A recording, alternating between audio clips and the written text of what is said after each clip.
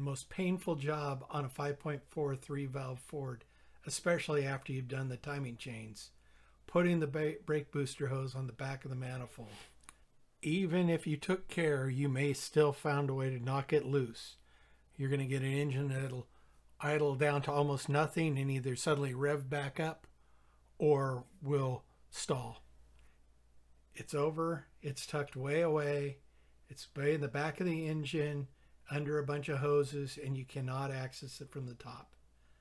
There's two options of getting it installed. One of them is to remove the intake manifold until you can reinstall the hose. The other option is what I call the painful option, reaching it from underneath and reaching your arm up through this area till you grab that little hose circled there. You will get cuts and scrapes doing this. You might even need stitches. It's tight and there's lots of sharp things. You need a few tools, flashlight, O2 socket, and a helper. And you may need to jack up the rig to get it high enough so you can reach underneath it.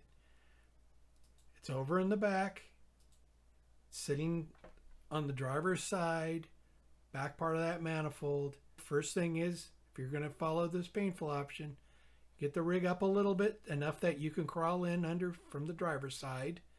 And as you get underneath, alongside your back by your bell housing, you're going to look up and find a spot where you can see a view that looks like this.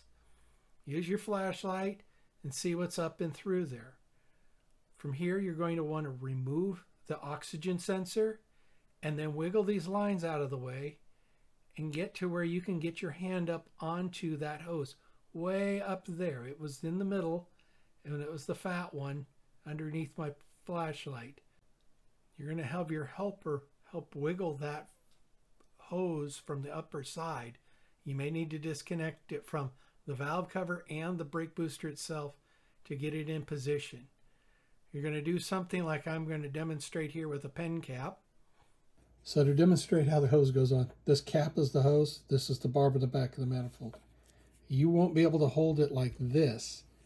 You'll be holding it more like grabbing it like this, up and through, and probably with your hand kind of flat. You'll be grabbing it up and through. Your helper is going to help you get it situated so it's right, so it's square with the barb, so that you can push it on into place.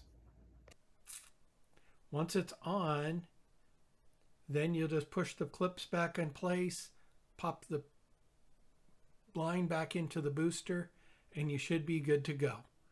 Oh, and take it back off of any jack or jack stands or ramp that you put it on.